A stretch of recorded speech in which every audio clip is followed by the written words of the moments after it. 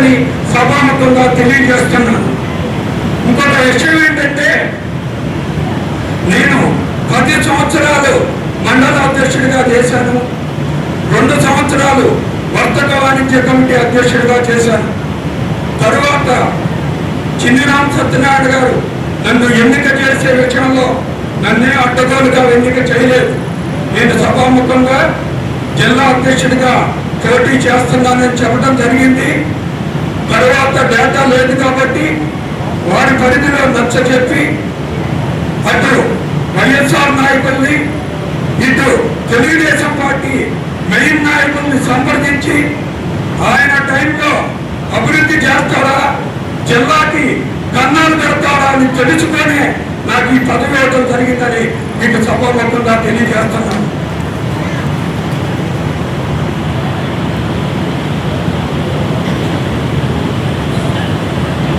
కాబట్టి చిన్నిరామ సత్యనారాయణ గారు చేసిన కార్యక్రమాలకు, ఆయన కష్టపడిన దానికి ఫలితంగా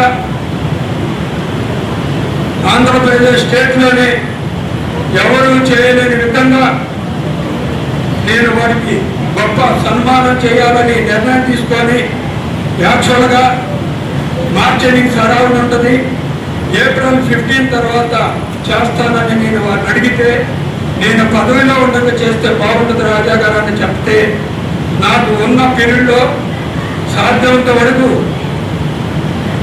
నా ముఖ్యమైన మండల అధ్యక్షులు, కార్యదర్శి, ట్రెజరర్లకి, నా టీం సభ్యులు 160 మందికి, కొంతమందికి నేను ఫోన్ చేశాను, కొంతమందికి నా ఆఫీస్ నుంచి ఫోన్ చేయడం జరిగింది.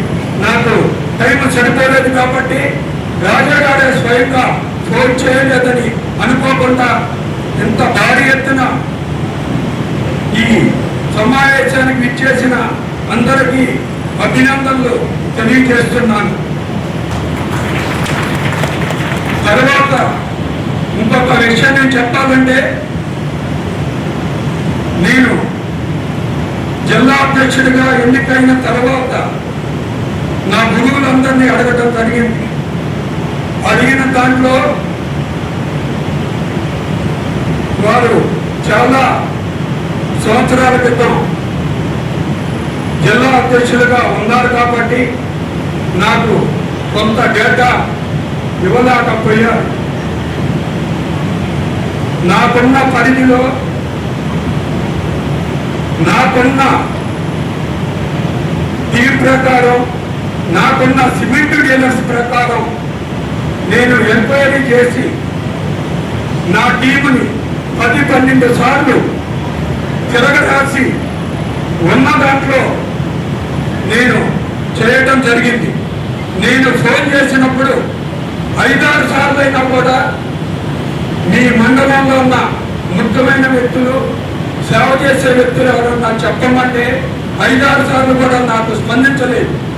కానీ నేను టీము ప్రకటించిన తర్వాత మా పేరు రాయండి, మా పేరు రాయండి అని చివరికి నా ప్రమాణ స్వీకారం చేసే ముందు రోజు వరకు కూడా అందరూ మాది రాయలేదని నా మీద చేస్తే, నా గురువులైన నరేంద్ర గారు, రామచంద్రరావు గారు, ముత్యప్రసాద్ గారు, జయప్రకాష్ గారు వారితో మాట్లాడి కొన్ని పేర్లు రాంచుకోండి, నాకు అభ్యంతరం లేదు, నా గురువులు ఏదైనా చెప్పినా నేను శిరసావహిస్తానని చెప్పి వారి అడుగు జాడల్లో నేను కూర్పు చేయడం జరిగింది.